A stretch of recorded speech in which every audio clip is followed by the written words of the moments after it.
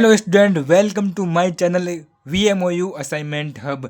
अब अभी अभी ऑफिशियल न्यूज आ चुकी है कि VMOU के असाइनमेंट आ चुके हैं। ठीक है, उसकी लास्ट ऑफिशियल डेट 15 नवंबर है। ठीक है, और अभी तक तो कोई ऑफिशियल न्यूज नहीं है कि इस डेट को आगे एक्सटेंड किया जाएगा कि नहीं किया जाएगा, क्योंकि इस बार जो पैटर्न है वो अलग नई स्कीम के आधारित है। क्योंकि इस बार सेमेस्टर वाइज एग्ज़ाम होंगे, सेमेस्टर वाइज असाइनमेंट जमा होंगे।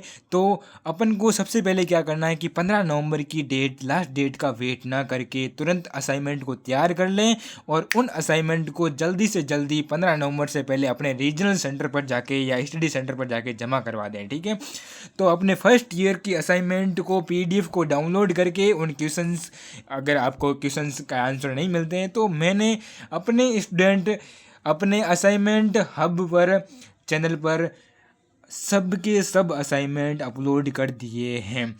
तो सबसे पहले मैं ये जो वीडियो बनाने का सबसे मेन पर्पज़ है कि फ़ाइल कैसे तैयार करनी है। कुछ स्टूडेंट को पता ही नहीं है कि फ़ाइल तैयार कैसे करनी है, क्योंकि फ़ाइल का बहुत बड़ा लफड़ा रहता है कि कैसे तैयार करनी है, कैसे नहीं करनी है। ठीक है, तो सबसे पहले आपको ऐसे गत्ते वाली फ़ाइल, प्लास्टिक की फ़ाइल नहीं चलेगी, प्लास्टिक की फ़ाइल नहीं लानी है। ठीक है, मतलब प्लास्टिक की फ़ाइल को नहीं लाना है, ऐसी फ़ाइल लानी है जो धागे से अटैच की जा सके। ठीक है, धागे से अटैच की जाने वाली फ़ाइल को लाना है मार्केट से, स्टेशनरी से।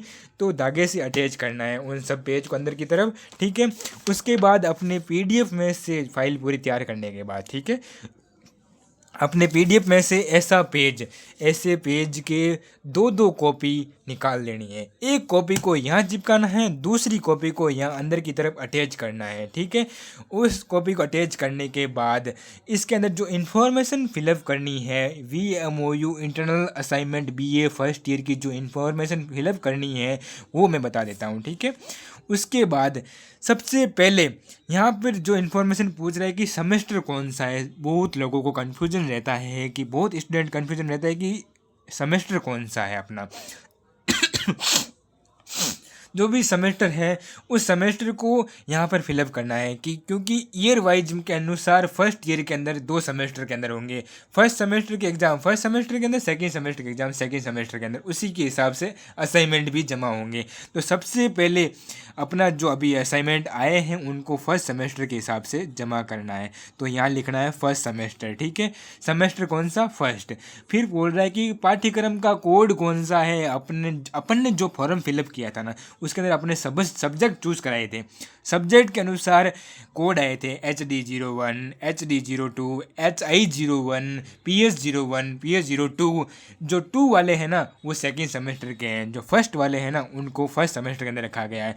तो उनके अनुसार यहाँ HD01 या फिर PS01 जो भी कोड है उनको यहाँ फिलअप करना है। ओनली फॉर जो ये असाइनमेंट, ये फाइल अपन ने तैयार की है ना, उस सब्जेक्ट का कोड यहाँ पर फिलअप करना है। ठीक है, ऐसे कि ऐसे नेक्स्ट फाइल के अंदर अगर जैसे कि PS01 की फाइल है तो PS01 का अंदर कोड फिलअप करना है। यहाँ पर HD01 की है तो HD01 लिखना है यहाँ पर। ठीक है, उसके बाद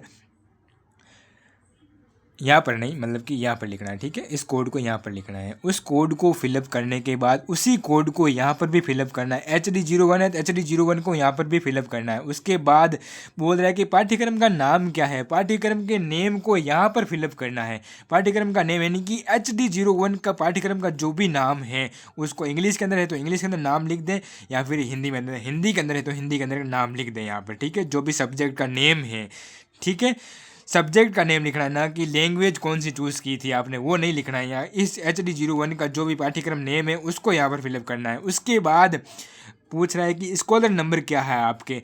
जो भी स्कॉलर नंबर है, जो भी 1 2 3 4 5 6 डैश लगाना नहीं बोलना है। ठीक है, फिर 7 8 9 0 1 2 जो भी यहाँ पर फिलअप करने हैं। उसके बाद अपन के जो पाठ्यक्रम के जो ये स्कॉलर नंबर है ना उसको पीछे से फिलअप करना है। जैसे कि मैं फिलअप कर रहा हूँ 2109897, फिर डैश लगाना नहीं बोलना है। ठीक है, डैश लगाने के बाद आगे के जो भी नंबर है यहाँ पर लिखने के बाद अगर पहला बॉक्स खाली रहता है तो उसके अंदर 0 फिलअप करना है, ठीक है।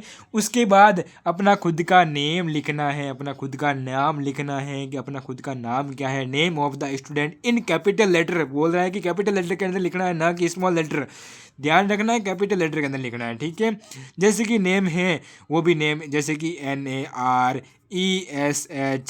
जो भी सरनेम है वो भी यहाँ फिलअप करना है, ठीक है। उसके बाद उन्हीं जो भी ये लेटर लिखे हुए हैं ना, उन्हीं लेटर को यहाँ पर भी फिलअप करना है। जैसे कि कैपिटल लेटर के अंदर लिखना है NARESH, जो भी सरनेम है इस बॉक्स को खाली छोड़कर नेक्स्ट बॉक्स से शुरू कर दे अपने सरनेम को, ठीक है। अब आराम से यहाँ फिलअप हो जाएगा, ठीक है। उसके बाद पूछ रहा है कि फादर्स नेम क्या है, यानी कि अपने खुद के पिता का नाम और पूरा का पूरा स्पेलिंग वर्ड पूरा ध्यान रखना है, एक भी स्पेलिंग मिस्टेक नहीं होनी चाहिए, ठीक है। उसके बाद फादर्स नेम, जो भी फादर्स नेम है वो यहाँ पर फिलअप कर दे, ठीक है। यहाँ पर फिलअप करने के बाद फादर्स नेम के अंदर सरनेम है तो सरनेम भी यहाँ पर फिलअप कर दे, ठीक है, अगर फॉर्म के अंदर भरा है तो, ठीक है। उसको बॉक्स के अंदर कैपिटल लेटर के अंदर फिलअप करना है। कैपिटल लेटर स्पष्ट देख लें, यहाँ कैपिटल लेटर लिखा हुआ है तो कैपिटल लेटर के अंदर की ही लिखना है।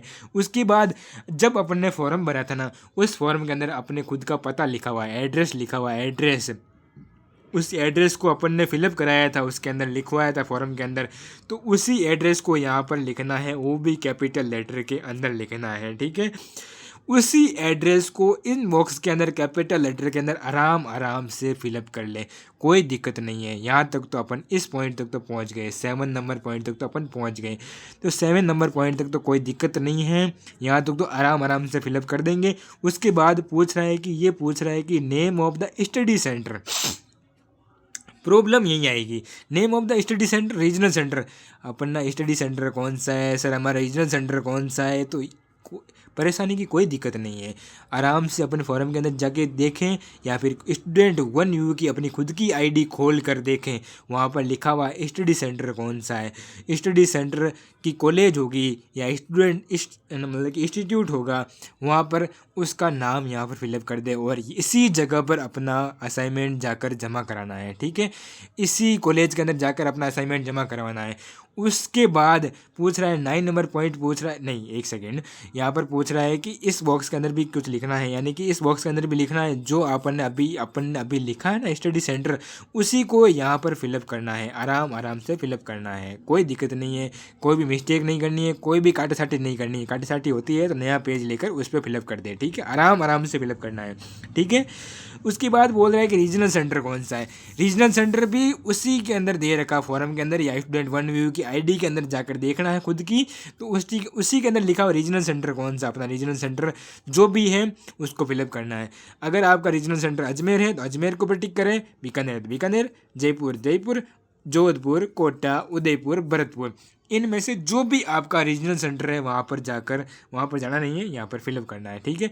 अगर यहाँ पर आपके जमा नहीं होते हैं असाइनमेंट तो यहाँ पर आके जमा कराना है, ठीक है। तो फिर यहाँ पर अपना जो भी, जैसे कि जोधपुर वालों का जोधपुर रीजनल सेंटर है तो जोधपुर रीजनल सेंटर यहाँ पर फिलअप करना है, ठीक है।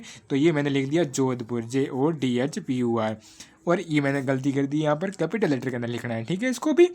उसके बाद जिस दिन आप असाइनमेंट जमा करवाने जाएं, मतलब कि पूरी की पूरी जो भी फाइलें तैयार की आपने, एक एक फाइल को कलेक्ट करके उसके बाद सभी फाइलों को जिस दिन यहाँ पर स्टडी सेंटर पर जमा करवाने जाए उस दिन की डेट लगानी है यहाँ पर, जिस दिन की डेट यहाँ पर लगाओगे उसी दिन जमा करवाने हैं, ठीक है।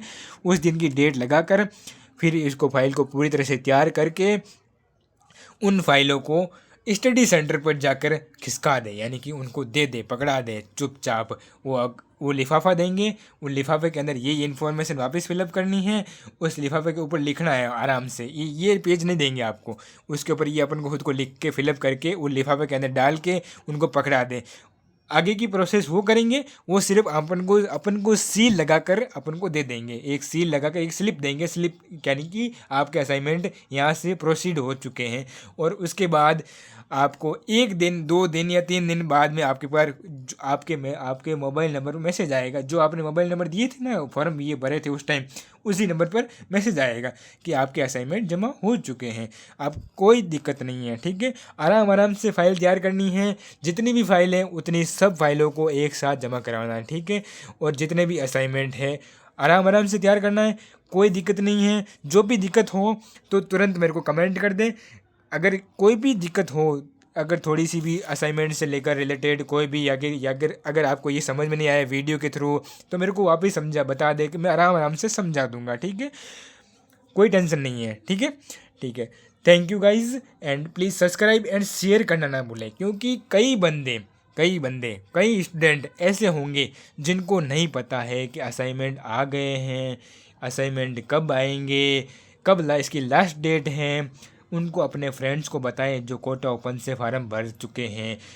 ओनली बीए के नहीं, जो भी बीएससी भी कर रहे हैं उनके भी असाइनमेंट शायद आ चुके हैं, उनकी इंटरनल असाइनमेंट तो आ चुके हैं, ठीक है। सेमेस्टर के हिसाब से फर्स्ट सेमेस्टर के असाइनमेंट आ चुके हैं, ठीक है। उसके बाद शायद जमा होने के बाद एग्ज़ाम भी हो सकते हैं।